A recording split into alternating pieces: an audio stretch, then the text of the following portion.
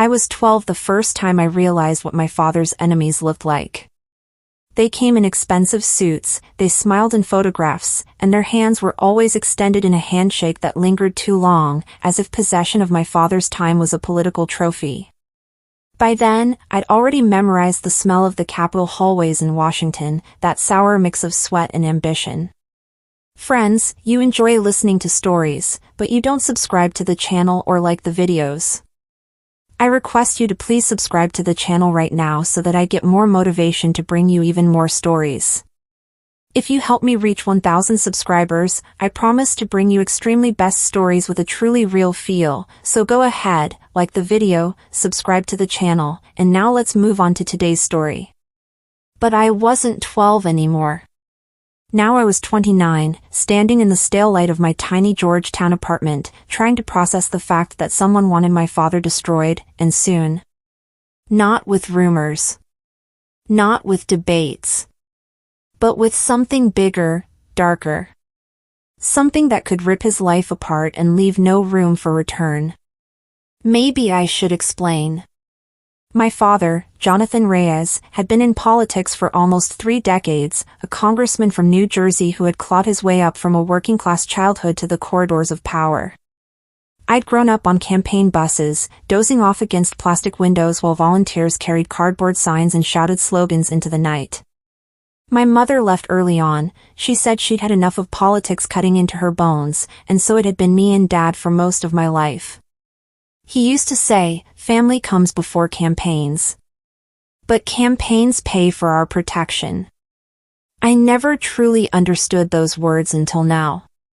Because over the past few weeks, I'd started to notice the noise around him had shifted. Whispers weren't simply about policy missteps or controversial bills anymore, they were about corruption charges, bribes, federal investigations. And each time his name appeared in that context, my chest tightened. I knew my father. He wasn't a saint, but he wasn't a traitor to the people who elected him either. Which meant only one thing, someone was framing him. The problem? In Washington, truth was just another prop, and those who owned the stage lights decided what the audience believed. I didn't want to get involved. I'd built a life outside of politics, the academic path, research and law, anything just to avoid being sucked into the theater of power. But then, last Thursday, the threats started. The note slid under my father's office door wasn't clever. Step down or you'll lose more than your career. No signature. No handwriting to analyze. Just an absolute certainty that these weren't idle words. When I'd read it, standing there by his desk while he looked away, I realized my father was already carrying the weight of something I hadn't been told. You don't need to concern yourself, Elena, he muttered, eyes fixed on the framed photo of us back when my front tooth was missing. Politics has always been like this. Threats come cheap. But I saw the tightness in his jaw, the ring of exhaustion under his eyes. He knew more than he let on. And I couldn't sit back anymore. Because if they wanted him ruined, if they wanted him destroyed, I was going to be the shield.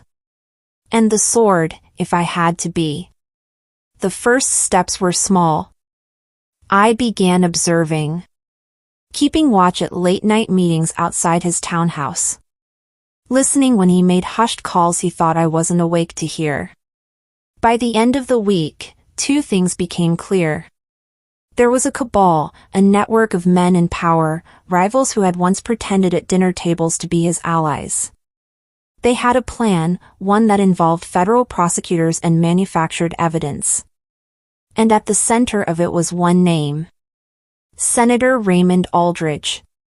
Even the sound of it, sharp, guttural, seemed to taste like poison in my mouth. Aldridge was older than my father, a career politician who'd built his empire on wealth passed down from steel. Smiling face, sharp wits, and a temper whispered about only behind locked doors. Of course, he acted friendly to me when I was younger, treating me like a bright spark. But now, it was his people planning to tear my father down, perhaps to claim his seat of influence in the looming energy reform debates. And I knew this wasn't just politics anymore. This was war. But they had underestimated me. I wasn't just Jonathan Reyes' daughter, dragged along campaign trails. I had studied law. I had fought through courtrooms where men sneered at me for being too young, too female, too ambitious. I had sharpened my mind on the very tools they wanted to use against my father. If Aldridge planned to bury the Reyes name under false indictments, then I would burn his empire brick by brick until he begged for quiet. The thought should have scared me. Instead, it set my skin on fire with purpose. And so I began, with secrets, with shadows, with the understanding that family wasn't just something worth protecting. It was something worth avenging. Sleep abandoned me in those weeks. I would lie in bed, but my ears strained against the night, waiting for the smallest sound outside my apartment walls. The air seemed heavier, carrying whispers that never reached my ears but threaded through my veins all the same. My father had taught me many things, how to argue, how to negotiate, how to win, but he'd never taught me how to be still in the middle of war. Maybe because he never believed I'd have to. The truth is, I didn't want to see my life fold into his. Politics was his obsession, not mine. Yet blood isn't a contract you sign, it's a legacy you can't escape. And now that legacy had claws wrapped around both of our throats. The first time I acted, I wasn't brave. I was desperate.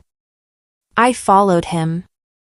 One Tuesday evening, after his office cleared, I trailed him down Pennsylvania Avenue like a shadow stitched to his coat. He thought he was subtle, ducking into a black car and riding 30 minutes across the Potomac, but my Uber driver kept enough distance that his people didn't notice. At 8:45, he entered a hotel that wasn't even remotely connected to his jurisdiction. My father wasn't meeting lobbyists this late. He was scared, cornered. I pressed a cap lower on my head, slid into the lobby, and tried to look like just another guest checking her phone. The crystal chandeliers threw light like daggers, cutting into the crowd of wealthy travelers and political operatives. Then I saw him, my father, in the lounge, seated across from a younger man in a tailored navy suit. The man's posture was cold, perfect, as if he'd been born to command snippets of silence. I recognized him from news photographs, a federal prosecutor named Marcus Hale. He wasn't just any prosecutor, he had a reputation for hunting down politicians with a zeal that bordered on theatrical. He smiled when their meeting began, but it wasn't the smile of allies. I inched closer, using the cover of a marble column. Their words floated across the room in fragile pieces. "Documents will surface," Hale said, his voice even. "Fabricated, and you know it," my father countered, quieter, but his tone shook.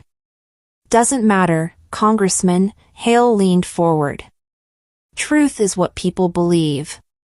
In that moment, I hated Washington more than ever before.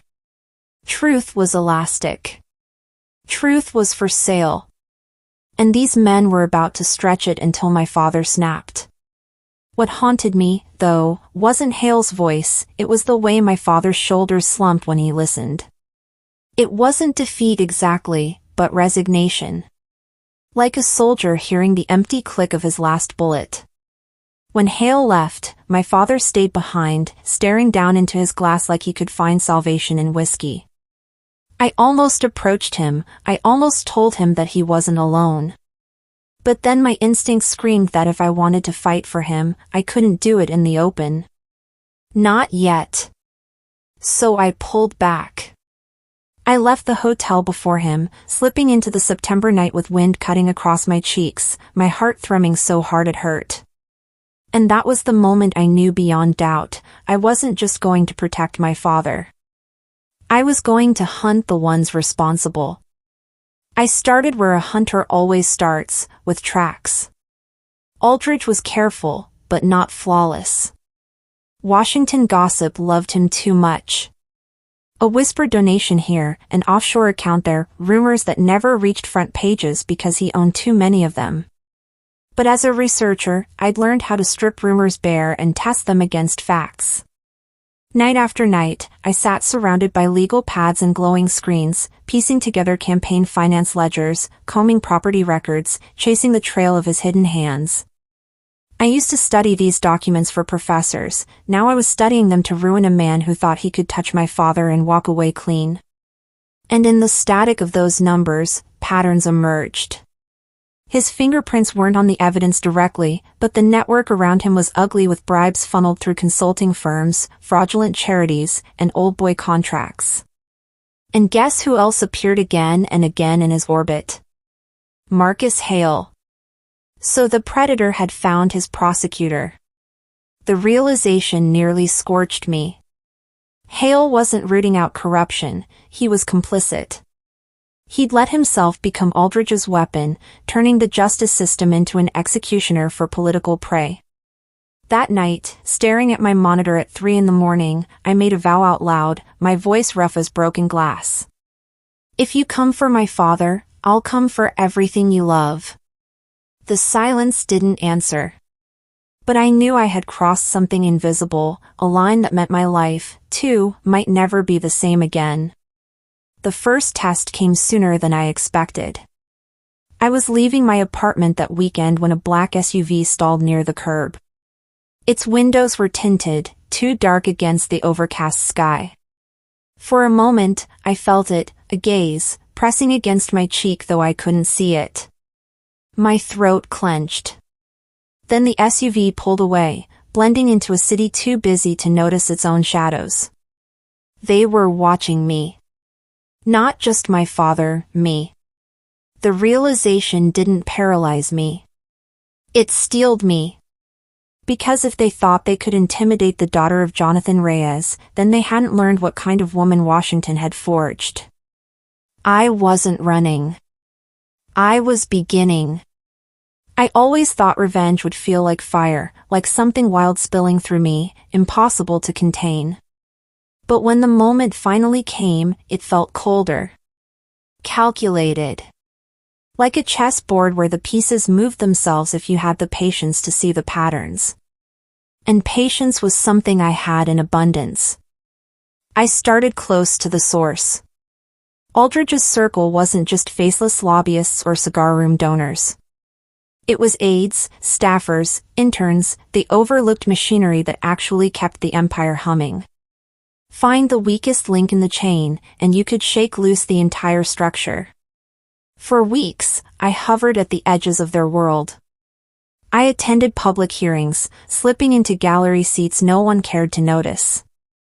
I watched who whispered to whom, who passed folders at the end of hallways, who never let their phones leave their palms. And then one night, I found her. Her name was Claire Whitman, a legislative aide barely 2 years older than me. I knew of her because she once interned for my father before defecting to Aldridge's camp. She was smart, too smart to stay in the shadows, but something about her always looked tired, like betrayal weighed more than she'd expected. So I approached her.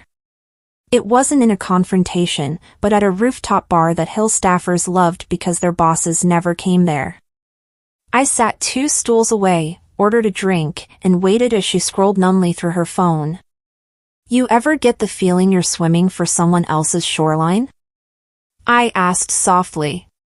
She glanced at me, brow furrowed, clearly debating whether to tell me to mind my own business. But she didn't. She sighed, shoulders folding inward. Every damn day, she muttered. That was my opening. I didn't tell her my name right away. Instead, I asked about her hours, her workload, the impossible pressure of serving men who thought staffers were invisible. Her frustration bubbled up quickly, the alcohol loosening her restraint.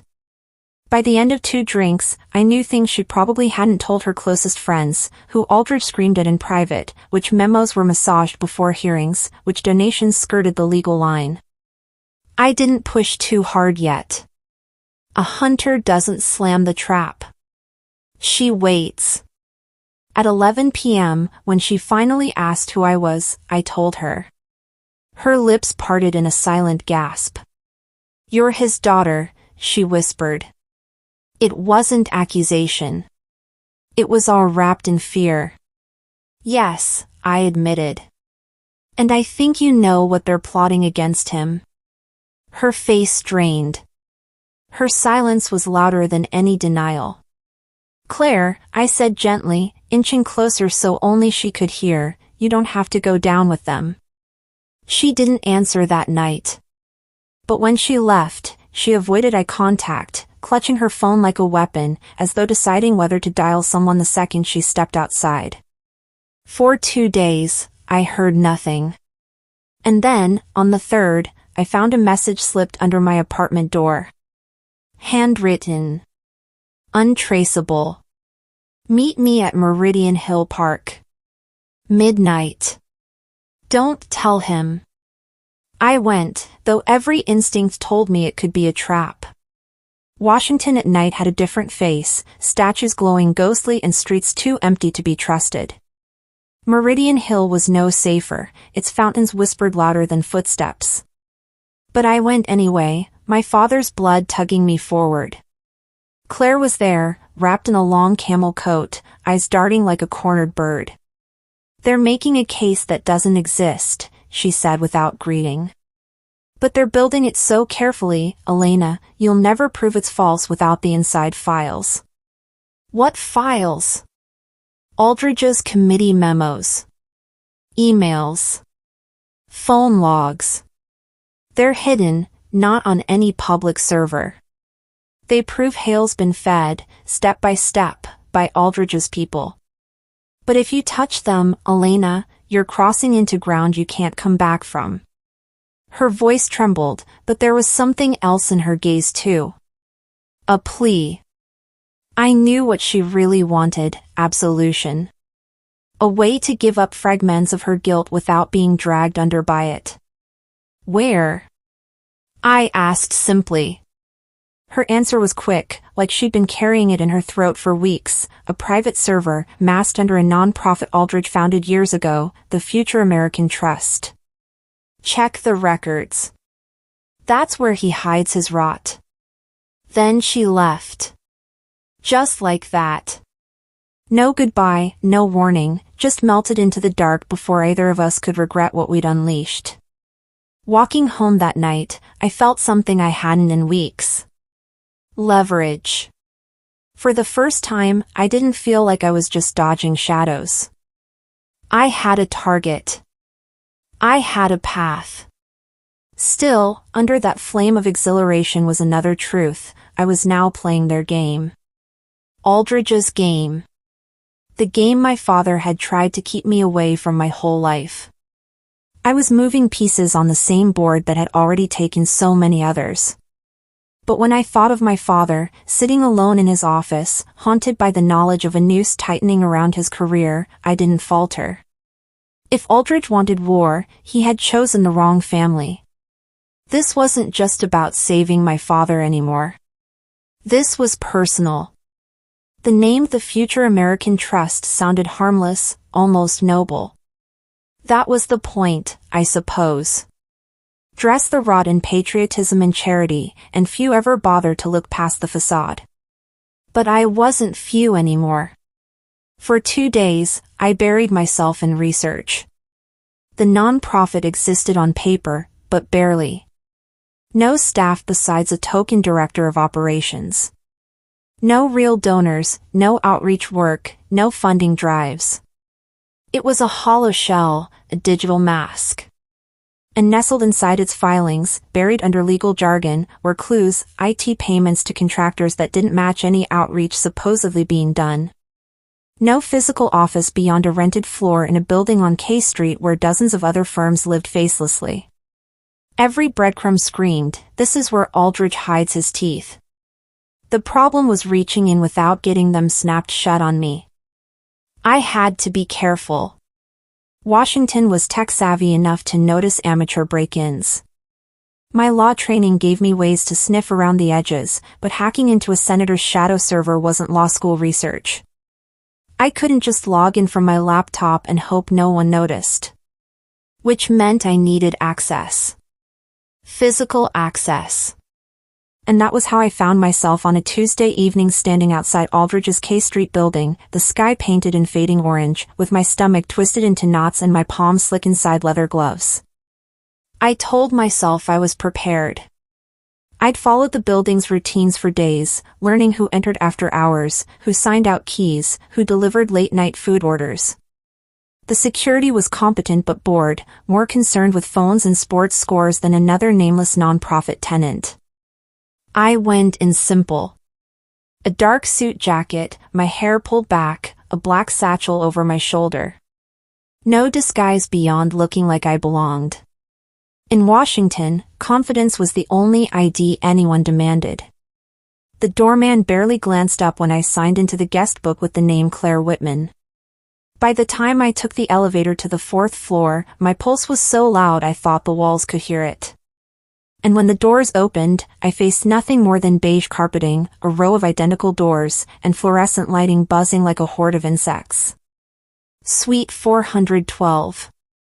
The Future American Trust. Polished letters on the glass. I slid inside. The air smelled unused. The reception desk had dust on it, the plants weren't watered. No voices echoed in the hall. It wasn't an office. It was a shell. Just computers, locked rooms, and one humming server closet. My breaths grew sharper as I crossed the empty space. Every creak of the carpet felt deafening, every flicker of the lights made me whirl toward shadows. If anyone caught me, if this was a setup. But it wasn't. The building was silent. I pulled a USB program from my satchel, legal to own, illegal to use this way. I'd built it myself years ago in law school, half as a side project, half as a weapon I never thought I'd need. When I jimmied the lock on the server closet and slid inside, my hands no longer shook. They turned clinical. There it was. A single rack of machines, humming like a secret heartbeat. I connected. The software whirred quietly. Files began copying over, masked as harmless server maintenance. And then the screen lit up with what I'd been hunting: documents, call logs, emails. Thousands of them. And in one folder, a string of memos from Marcus Hale to Aldridge's chief of staff. Proposed strategy to frame Reyes. Fake donor trail confirmation. Evidence package to push DOJ indictment. My teeth ground so hard my jaw ached. These weren't rumors. These were blueprints. My father's political execution had been mapped detail by detail, like vultures circling hours before the prey even fell. And now I had proof. I almost stepped back from the computer with relief, until the sound came. A door clicking open. Footsteps. Not mine. Not random. Too steady, too deliberate. I killed the connection, yanked out the USB, slid everything back in place, and pressed myself flat against the inside wall of the server closet. My breaths thundered inside me. The steps stopped right outside. A silhouette passed across the thin strip of light under the door. Slowly. Watching. Then, a man's voice cut the silence, deep and dangerously calm. You should know, Miss Reyes, some doors aren't meant to be opened. My blood iced. They knew. They'd known I was here. And suddenly, this wasn't just about saving files anymore. This was survival. The voice outside the closet door didn't rise, didn't falter, it was calm, steady, like a teacher catching a student cheating in class. That scared me more than shouting ever could. I pressed my back flush against the cold wall and forced myself to breathe silently, though my lungs burned for air. My mind ran like a racing engine. Who was he? How much did he know? Could I bluff my way out, or would I need to run? The doorknob jiggled. I clutched the USB in my pocket. If they got this, the proof was gone, my father's chance at survival erased. That thought cleared the fog of panic. No matter what, it had to stay with me. The knob turned slowly, and the door cracked open. A sliver of sharp light grazed my face as a tall figure leaned inside. He was mid-40s, sharp suit, shaved head, the sort of man who looked like he'd spent years guarding secrets with blood if necessary. His eyes found mine instantly. No pretense at surprise. He knew exactly who I was. Elena Reyes, he said, smooth as silk. Senator Aldridge sends his warm regards. I didn't give him time to say more. Instinct took over. I shoved past him with my shoulder and darted into the hall. For one breathless moment, freedom seemed inches away, until two more men blocked the exit. Thick-shouldered, security types. One reached into his coat, and my body reacted before my brain did. I ducked, veered left, sprinted down the carpeted corridor, heart slamming. The building wasn't big, but in that moment it felt endless. Every corner was another trap waiting to snap shut. I heard footsteps thunder behind me as the men gave chase. Don't let her get out, one barked, his voice echoing off sterile walls. Adrenaline blurred logic. I tore open the first door I found and stumbled inside. An empty conference room, long table polished, city lights bleeding in through glass. Dead end. Unless... I bolted to the window. For stories down, K Street stretched in glittering lines of headlights and neon. Dangerous? Yes. But less dangerous than Aldridge's hounds. Behind me, the door burst open. Stop! No chance. I heaved the window latch open, it groaned like it hadn't been touched in months, and launched myself into the night. The air smacked me so hard I thought my lungs ripped apart. The fall was faster than thought, the ground rushed up like a predator. At the last second, I hit the awning of the ground-level cafe below. It collapsed under me, breaking my fall in a violent crash that rattled every nerve in my body. Pain shot through my arm, but I was alive. Alive, and running again. I staggered to my feet just as the onlookers gathered, startled diners spilling onto the street. The chaos bought me cover. I vanished into the throng before Aldridge's men could storm down from the building. By the time I ducked into an alley 3 blocks away, lungs heaving, I still had the USB clenched in my pocket. My hands shook, but my resolve didn't. They knew I was coming for them now. Good. Let them know. If Aldridge wanted to bare his teeth, I'd sharpen mine. But when I finally made it back to my apartment, my chest still burning, there was something waiting for me.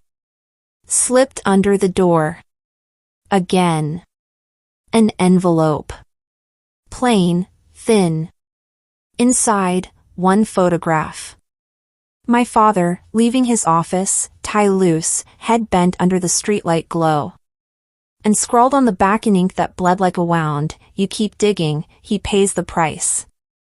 I sank against the wall. For the first time since this began, tears stung my eyes, not from fear for myself, but from the knowledge that they knew exactly where my heart lived. This wasn't just a battle of politics anymore. This was personal war. And now, the cost of every move I made would balance on my father's life. And mine. By the time morning seeped through my blinds, I knew I couldn't keep him in the dark anymore. My father had raised me to be strong, but he had also raised me to be honest with him, and every time I looked at that photograph, at the message smeared like venom across the back, I realized the longer I stayed silent, the greater danger shadowed him. He didn't deserve to walk blindfolded into Aldridge's trap. And maybe, if he knew, we could fight together. But it wasn't an easy decision. For hours, I sat at my kitchen table with the USB sitting in front of me like a gun I didn't know how to fire. What if telling him broke him? What if it dragged him down faster than Aldridge could pull strings? In the end, blood won out over fear. I called him. When he answered, his voice was weary but soft, the way it always was when it was just us. Elena. Is everything all right, Mija? That word, Mija. Daughter. It almost shattered me. I wanted to protect him, yet all I'd really done was paint a target on his back with every step I'd taken into Aldridge's world. Not over the phone, I whispered. I need to see you. Tonight. His townhouse smelled like old paper and cigar smoke when I walked in that evening. Books stacked on end tables, empty coffee cups scattered like proof of his insomniac habits. He was at his desk, sleeves rolled up, hair more gray than I remembered when the campaign ended last year. But when his eyes met mine, there was no weariness. Only alarm. He saw something in me before I spoke. What happened? He asked sharply. You're pale. I didn't sit. My hand shook as I pulled the USB from my coat pocket and set it on the desk between us. Do you know what Aldridge is planning? I asked. He froze.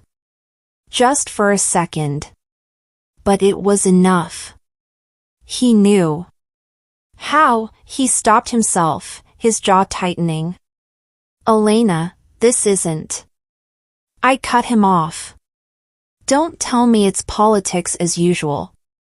Don't tell me this is just another smear campaign. I was there, Dad. I saw their files. I have proof Hale is feeding off Aldridge's lies. They're not just coming for your career, they're coming for your life. His chair creaked as he leaned back, face shadowed in disbelief that looked too much like grief. You went into their den, he said quietly. You've put yourself in their sights. My God, Elena, do you have any idea? Yes. My voice rose, hotter than I meant. I know exactly the danger I've put myself in. You think I don't? You think I'm not terrified every second someone's watching me? But I can't stand on the sidelines while they destroy you. I won't. Silence. The kind that splits a room in half. Then, softer, you should have left this alone. His shoulders sagged. I can weather this storm. I've been weathering it my whole life. No, I leaned forward, close enough to smell the whiskey on his breath. This time, you can't. Because they've already mapped your execution, Dad. And if we don't strike back, together, we lose everything. His eyes fell on the USB between us, the small, lifeless device that contained a weapon powerful enough to destroy or be destroyed. When he finally looked at me again, his gaze wasn't the gaze of a congressman. It was the gaze of a father, one terrified not for himself but for the child who had inherited his war. Elena, he murmured.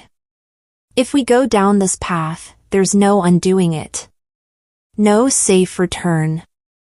I held his stare, feeling the weight of the moment settle like concrete between us. Then we don't return, I said. We finish it. The next hour blurred into whispered strategy. I showed him the emails, the memo drafts, the falsified evidence packages waiting to bury him in scandal. His hands trembled once, but only once, when he realized just how deeply Hale and Aldridge had entwined their poisons. But then something lit behind his eyes, a fire I hadn't seen since I was a girl trailing him on the campaign buses, when he still believed in fighting battles to win. They've underestimated you, he said finally, voice rough. They've underestimated us. It wasn't approval. Not really. It was resignation that the war had already claimed me, whether he wanted it or not. And that night, for the first time, my father and I became allies, not just family. Later, after sharing plans until long past midnight, I lay awake in the guest room. The city's glow painted faint gold lines on the ceiling. I felt hollowed out, carved open by dread, because telling him had not lessened the danger. It had doubled it. Now, both of us stood exposed on the battlefield. And Aldridge knew exactly where to aim. But beneath the fear, I felt something else tying my bones together. Something sharper. Resolve. They wouldn't win. Not while my father still drew breath. Not while I still had blood to spill. Morning returned like steel. Gray clouds sat low over Washington, pressing the skyline down so hard it felt as though the city might collapse under its own corruption. My father and I sat in silence over coffee that tasted like ashes, both of us knowing what had to come next. The USB held enough poison to cut Aldridge and Hale to the bone. But releasing it recklessly would backfire. Files could be spun, truth distorted, allies silenced. We needed one decisive move, something that couldn't be buried, bought, or twisted. My father suggested going to the press. I shook my head. Aldridge owned most of them, directly or otherwise.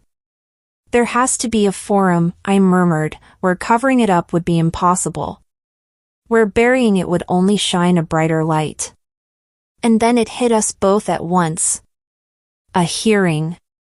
2 weeks later, Hale was set to testify before the Senate Judiciary Committee on Government Ethics. The irony was rich, but the opportunity richer. Senators wouldn't look away, not when the eyes of the nation were watching. So we prepared in shadows.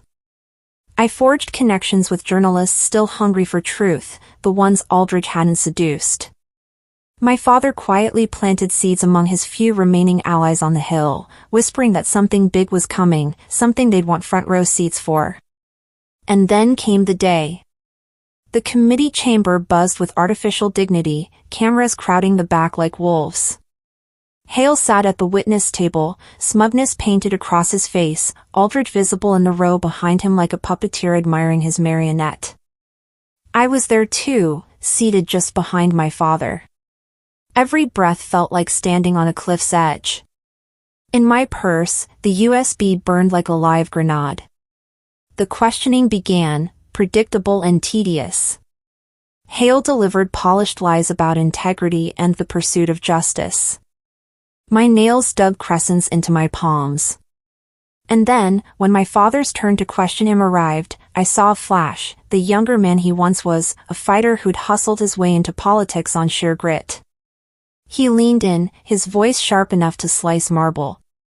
Mr. Hale, would you care to explain why records of communications between yourself and Senator Aldridge's staff, detailing fabricated evidence trails against me, appear on the server? Gasps rattled the room like a thunderclap. Hale blinked, faltered, the mask cracking.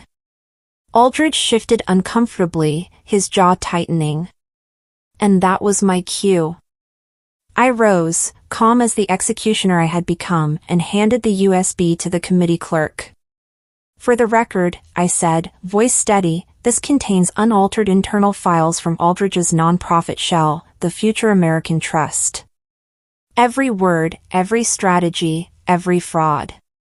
Suddenly, the cameras weren't focused on Hale's rehearsed charm. They were fixed on us. On the proof.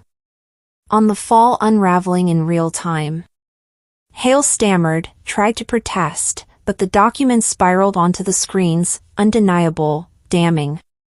Senators leaned forward in outrage, reporters scribbled like frenzied prophets, and Aldridge, cold, motionless, finally realized he was bleeding in the water. The days that followed blurred in fire and fallout. Hale was placed under investigation, stripped of cases. Aldridge's empire cracked wide open, donors fleeing, staffers surrendering one confession after another to save themselves. Washington, for once, couldn't contain the scandal. And my father? He survived. Bruised, exhausted, but alive and cleared. The night the news networks declared Aldridge's career irreparably destroyed, I sat with my father on his townhouse steps, watching the city lights burn like embers. Neither of us spoke for a long while. The war was over, but silence felt safer than victory. At last, he whispered, I never wanted you in this fight. I know, I said softly. But you would have gone down alone. I couldn't let that happen. He turned, his tired face more vulnerable than I'd ever seen it. You saved me, Elena. But you've lost something of yourself too. I didn't argue. He was right. The shadows never leave you once you've walked through them. Part of me would forever belong to the darkness I'd embraced. But when I looked at him, alive, unbroken, I knew I would make the same choice again. Because family isn't just worth protecting. It's worth avenging. And if Washington had learned nothing else, it had learned this. Jonathan Reyes was not a man to be destroyed. And his daughter was not a woman to be underestimated.